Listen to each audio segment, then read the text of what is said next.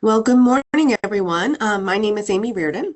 I am the Outreach Specialist for Delaware Commute Solutions, and I want to thank you all for joining us today for our special info series about air quality is vital and with a guest speaker. And we could get started. And just as a reminder, this is being recorded, so you can share it. We will send out the recording in an email after the webinar that you'll have all this information you could share as needed. And if you have any questions as we're going through the information, please feel free to utilize the chat for questions or comments. And I have my team, Kathleen Greer and Sarah Beth, who will be assisting with those questions as well. And if there's any questions for Valerie as she's going through her information, utilize the chat for that too. So before we get into Valerie and her information about air quality, we're going to do just a quick review of Delaware Commute Solutions. So Delaware Commute Solutions is a free commuter service program under DART, which is public transportation for the state of Delaware. We do work with employers, employees, higher education institutes, students, and community organizations to improve air quality. And we do this by reducing the single occupancy vehicles on the roadways in Delaware. And we do encourage clean commuting. So that is one reason why Delaware Commute Solutions is a partner with the Air Quality Partnership of Delaware, is because we encourage clean commuting and providing those transportation options. Next slide, please. And so just a little bit about the Air Quality Partnership of Delaware. This is a public-private coalition of businesses, agencies, organizations, and individuals united to improve and protect air quality across our state. The mission is to increase awareness of the impact air quality has on health and the environment while promoting actions that lead to cleaner, more sustainable communities. Next slide. So the Air Quality Partnership, as I mentioned earlier, does have different employers, community organizations throughout the state of Delaware that come together to discuss ways to improve the air quality and how to market the Air Quality Partnership of Delaware. So why would one want to partner with the AQP? So a couple reasons, and there are many more, but these are just a couple to go over. So it protects the health in both the workplace and the community. And as an organization, as a partnership, you can help promote this throughout your community. You're showing your commitment to sustainability. Also, it's boosting your organization's reputation as well.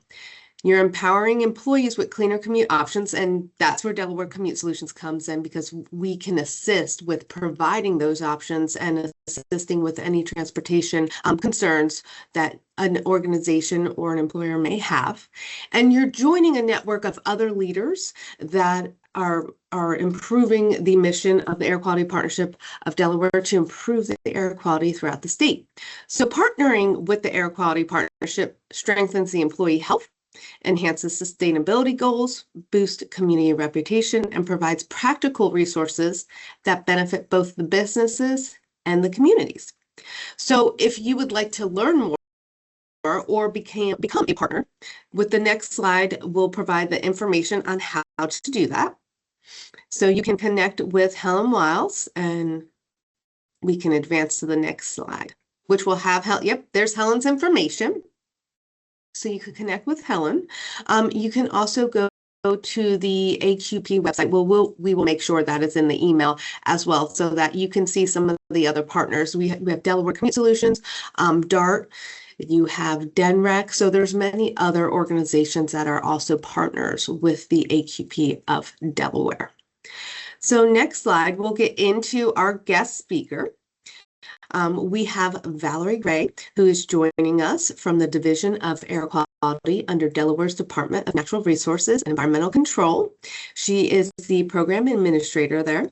Valerie has received her bachelor's degree in biology and chemical engineering from Florida State University, and a master's degree in environmental management and energy policy from the University of Maryland. And she currently oversees the division's planning section, which includes the ambient air monitoring program. So Valerie, I am going to turn it over to you so you can share this great information that you have today. Okay, well, thank you, Amy. I appreciate it. And thank you for giving me the opportunity to present on Delaware's air quality. If you could go to the next slide, that would be great. So this short presentation will provide us a background on the work that we do here at DENRAC and our air quality staff.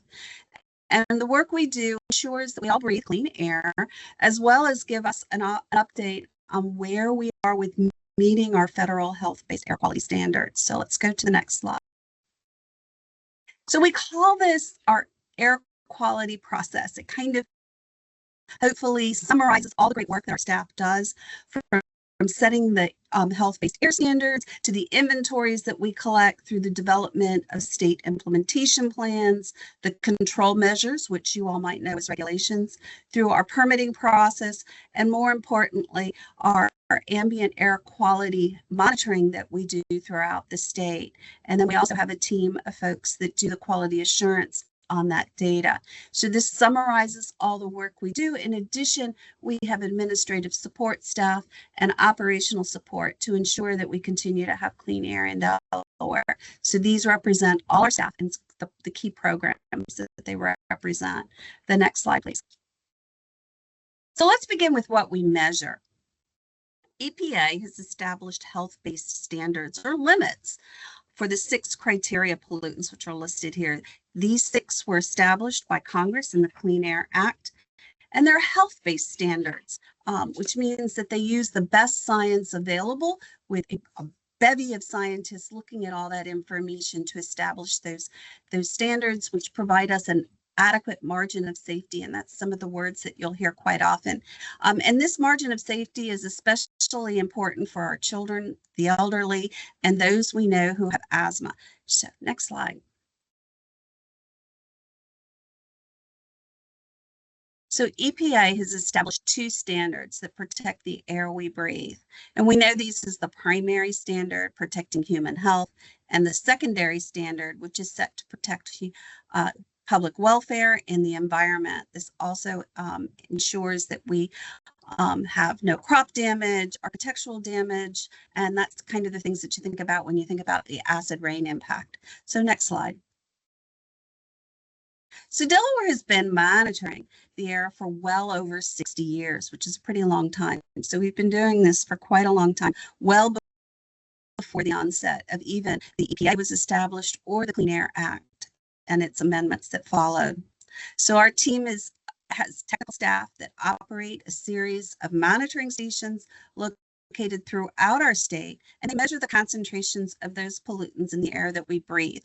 And this picture depicts one of our stations, which is our primary site. We call it an encore site, which is a sexy term for our primary site where we measure all the pollutants, and it's located just off of MLK Boulevard in downtown Wilmington.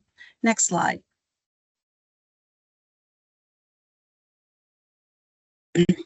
So we've developed a website here that's Delaware DE.gov/air data. And this website, you can access and see the current level of pollution that we record through those monitoring stations at any of the sites that we have. And those are represented by clicking on those green circles. So when you open up the air data, it'll take you to this website.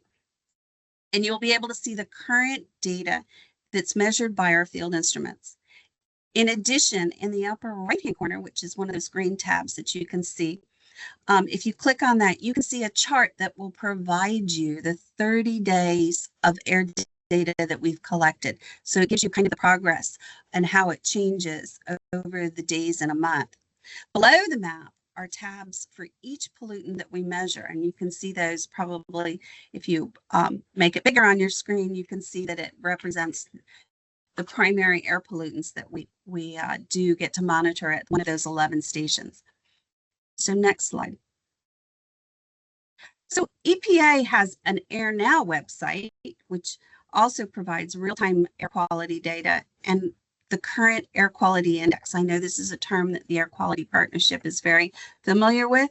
And in addition to this website, Air Now, you can also get EPA's fire and smoke map, which will show you the status of the air pollutants that we see that come in from Canada, or even some of the wildfires that we saw in 2023 coming from New Jersey or even Nova Scotia.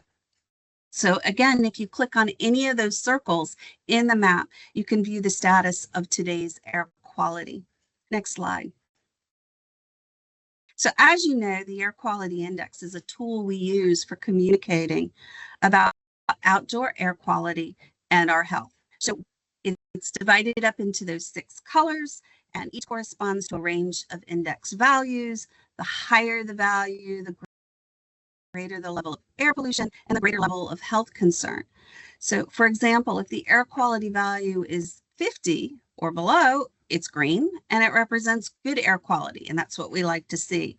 While an air quality of 300, which we saw in 2023 during those Canadian wildfires, tells us that the air is hazardous and we might need to make different decisions about what we do outside. For each pollutant, an air quality value of 100, which is yellow, generally corresponds to an ambient air concentration that equals the level of the short-term national ambient air quality standard, the health-based standards that protect public health. When it goes above 100, the air quality is now unhealthy. And at first it's unhealthy for sensitive groups, which is the orange color. And then as it goes up to the maroon color, we need to make changes in what we do outside. So the air quality index is divided into those 6 categories, and each category corresponds to a different level of health concern. So we already mentioned that in 2023, we really saw the impact and the help that this air quality index gave us, because it's the first time I've ever seen in Delaware in the 30 years that we've lived here that it went to maroon. And that was primarily due to the transported smoke from the Canadian wildfires. Next slide. So each year we've been working to produce an air quality report that summarizes and gives us all a look at the data that our staff has been collecting and analyzing. This report presents how well we've done over our past 20 years, and this report is also available online, and it's at the denrec.delaware.gov/air website. And when this presentation is downloaded, you can click on that blue underlined website and it should take you there. But in the meantime, if you wanted to type in denrec.delaware.gov/air, you can get to it. So the next series of slides, we're going to walk through our 2024 data, which we're beginning to update and put into our report. We hope to publish this report every year in and around the October-November timeframe. So for over the last 10 years, we've seen our air quality improve significantly. And this slide provides you the primary standards for only 5 pollutants, which are from ozone on the far left to sulfur dioxide on the far right. And you can see that right now, if you took 100% of the air quality standards that we work toward achieving, that we're well below all of them in Delaware. Next slide. So let's take in alphabetical order the pollutants that we do measure. So carbon monoxide, you can see, is well below the standards. These improvements that we've done over the past 20 years are attributed to cleaner burning engines in our cars, along with tighter automobile emission standards, which is a hot topic for today. Unfortunately, due to technical instrument failures that occurred with this particular instrument, in 2023 and 2024, we were not able to collect data for carbon monoxide. But through the grant that we received from the Inflation Reduction Act, we were able to purchase a new instrument, and we now have data for 2025. And I want to make note that one of the pollutants of the 6, lead is one that is a criteria pollutant. But in 2016, EPA has chosen to allow states to no longer measure lead as a primary standard that is measured at our MLK site in Wilmington, but we do continue to measure it as part of our particulate matter. So next slide. So nitrogen dioxide, that's that reddish brown toxic gas that's part of a group of gases containing nitrogen and oxygen that we like to call NOx. Nitrogen dioxide, it irritates our lungs and our upper respiratory system and lowers our resistance to respiratory infections. It can be fatal in high concentrations. And nitrogen dioxide is also known to damage vegetation by stunting its growth and reducing seed production, something I really wasn't aware of. So it also reduces visibility. And I've always known that, you see that orange sky at night. Well, that's NOx pollution that is on the horizon that has built up during the day. So orange skies at night probably aren't the best thing for us to be amazed over. So the reactions between NO2, which we call nitrogen dioxide, and other components in the atmosphere can also produce that acid rain that we talked about earlier that impacts our architectural impacts from the pitting of the acid. So oxides of nitrogen, or NOx, can also have significant impact on that fine particulate matter concentrations. And it's more noticed out west in the western United States, such as Colorado and beyond. So one of the most important features that we know about NOx is its ability to react with another group of chemical compounds known as volatile organic compounds.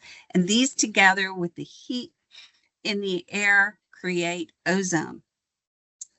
So atmospheric deposition of NOx has recently been estimated to be a significant source of nitrogen in also the Chesapeake Bay and Delaware inland bays. So nitrogen acts as a nutrient in those bays and contributes to excess nutrient loading and the algal blooms that are inhibiting the blue crabs and our oyster farming. So sources of NOx also include the number one is our vehicles, as well as stationary sources that burn fossil fuels, such as our power plants and industrial boilers. So next slide. So this brings us to ozone. This is the pollutant that we've really been working on trying to reduce more and more. And again, it is created not in the lower atmosphere, which we know is troposphere. And if y'all are all familiar with Tropo, the mascot that we have for the Air Quality Partnership, the troposphere it's considered the layer that's where we are, versus the stratosphere, which is above. And that has the ozone layer, which is protective. But when it's down below at ground level, it does cause a lot of problems. Ozone is a strong respiratory irritant that affects our health, as well as impairs our respiratory systems. So anyone that is ultra sensitive, that already has a jeopardized health system, ozone is a really bad element that can cause respiratory inflammation and reduce our lung function. Ozone also has a tremendous impact on our trees, our crops, and in this case, soybeans are particularly a sensitive species that we see is impacted by ozone. And so the national agricultural losses alone from ozone pollution is estimated by EPA to be in several billions of dollars annually. It's also implicated in white pine damage, and it reduces the growth of red spruce. Studies have shown that forest and ecosystems damage can also result from high ozone concentrations. Ozone is generally emitted, it's not generally emitted directly from a pollution source, but it's formed in our lower atmosphere by the reaction of those NOx compounds, as well as volatile organic compounds. And that's as the day heats up, we see the ozone levels going up. So it needs the presence of sunlight and more temperatures. So as the summer goes, we have something that we call the ozone season, and that is typically from May through September.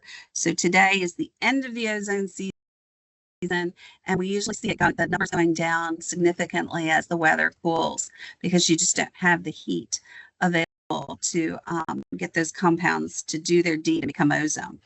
So where do the sources come from for this ozone? So this is important because these are the areas that we typically in air quality try to develop standards of and levels, emission standards for keeping the levels down.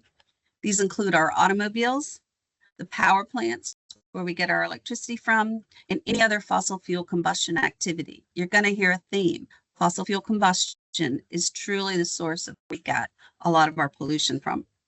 So volatile organic compounds can also come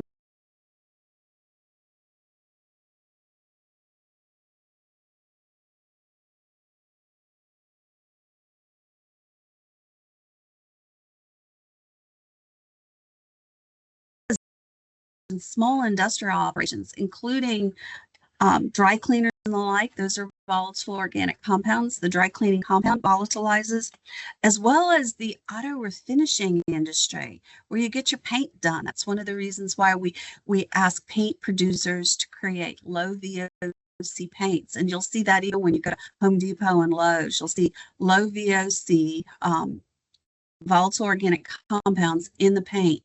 It takes a little bit longer for the paint to dry, but you still get good paint.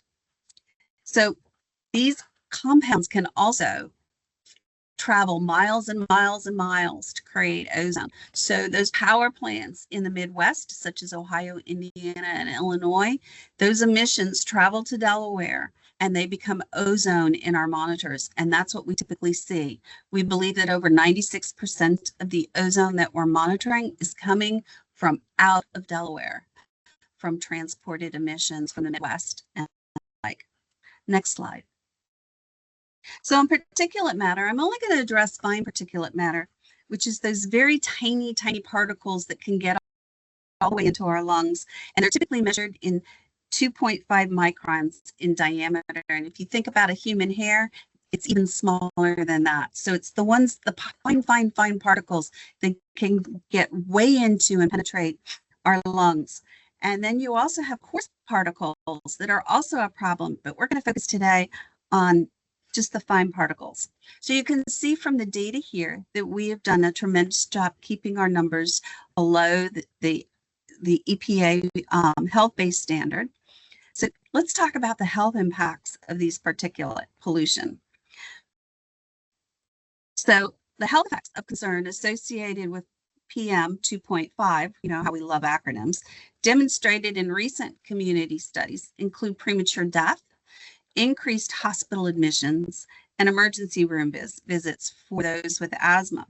And this is primarily associated with our elderly and anyone that may have a cardiopulmonary disease, and even our children. And that also can be from asthma or even cardiopulmonary diseases that they may have. So fine particles are generally emitted from, again, those pesky combustion activities such as industrial and residential fuel burning, as well as our vehicles. While coarse emissions, the PM10 and above, are emitted during activities such as construction and even agricultural tilling. And we've seen our farmers do less and less tilling of the soil as they try to prepare it for planting each spring. And they do something called no-till, and that really reduces the coarse particulate emissions and gets it down. So fine particulates can also just be found just generally in the atmosphere from those precursor substances or compounds, such as sulfur dioxide and, again, NOx. And they happen through various physical and chemical reactions that are all happening in the atmosphere that we can't see. So next slide. So sulfur dioxide is that pungent, poisonous gas, and sometimes you can smell it, sometimes you can't. It's an irritant that can interfere with our normal breathing, even at really low levels. And those are typically in the part per million, but the levels that we are measuring are in the part per billion levels, so 3 times lower. It aggravates our respiratory breathing. It creates problems such with asthma, emphysema, and bronchitis. And these effects can also be magnified by high particulate levels. So sulfur dioxide combined with our dust in the atmosphere and aerosols that are in the atmosphere as well. And those are some of those volatile organic compounds, and it helps them travel long distances. And we saw that some of that with the advent of the wildfires. So it also happens it combines with water and becomes acid rain. And you may recall years and years ago, the effects of acid rain in our forests of New England. So it can also impact the Delaware bays again, the Chesapeake Bay and the like, by harming our aquatic life and increasing the concentration or the pH in the water. So where is the largest source of these emissions? Well, it comes again from burning fossil fuels and from by power plants and other industrial facilities. And we also see it when we have volcanoes out west or even in the Pacific Rim. Some of those sulfur dioxide emissions can travel and be picked up on our monitors. Next slide. So finally, we want to talk about air toxics. These are included here, and these are primarily from stationary and mobile sources that we measure at our Wilmington site. And you can see that they're benzene, toluene, and those are primarily from that pesky thing called gasoline. And we measure those in order to see what is toxic in the air, and these obviously can cause other health impacts that we need to be aware of. So mobile sources, both on-road, the vehicles that we travel in, as well as off-road vehicles, all contribute to our air toxics. Next slide. So if you'll recall that wheel that we showed at the very beginning, which was the air quality process, control measures are very important, and we need to continue to keep these control measures in place as we ensure that our air emissions remain clean. There are a number of people that think that mission's been accomplished and we don't need to have these regulations anymore. But these are the very things that are keeping our air clean. So next slide. So let's look at what others say about us. So you can go to the American Lung Association. They produce an annual report called State of the Air, which is based on a grade that they give each state upon the number of days that air quality index was above 100. Or orange for ultra-sensitive groups. The Sierra Club and Nature Conservancy also have the status of the nation's air quality on their websites, and you can go to those links there. Next slide. So in closing, the work that we do at Air Quality is really important to keeping our air clean, as well as the partnerships that we form with groups like this. And at times it can be very challenging. And as more and more believe that we've succeeded in getting clean air, but we need to continue to stay the course and keep the regulations that we have in place. And we don't need to backslide anymore. And so that one day you can still see across the Delaware River to Cape May if you're down in Lewis. So with that, again, I thank you so much for having me. And if this is now the right time, I can answer any questions. Thank you, Valerie. That's some all good information that you shared with us and very interesting as well. And again, if you do have any questions, feel free to utilize the chat with that. We will go through them. And also, as a reminder, this was recorded, so we will share the recording. And we will also share an email with all this information as well. And if you're interested in learning more about the Air Quality Partnership of Delaware, we do have Helen's email and contact information for you to reach out to, or you could also go to the website that will be shared in the email as well. And as of right now, I don't see any questions that are coming through. But Valerie, we have your information. So if something does come up, we can always share that with the individuals too. Thank you. And James, we can go on to the next slide as we wrap up. And just as a reminder, Delaware Commute Solutions is a free service that is there for anybody who lives, works, goes to school in Delaware. Do your part for improving the air quality of Delaware by looking at your commute options, whether it's carpooling, biking, walking, taking transit, working from home, and Delaware Commute Solutions can help you find what solutions could work best for you. If you have any questions, feel free to reach out to us as well. I want to take this time again. Thank you, Valerie, for providing the great information. And thank you all for joining us today. Have a great day.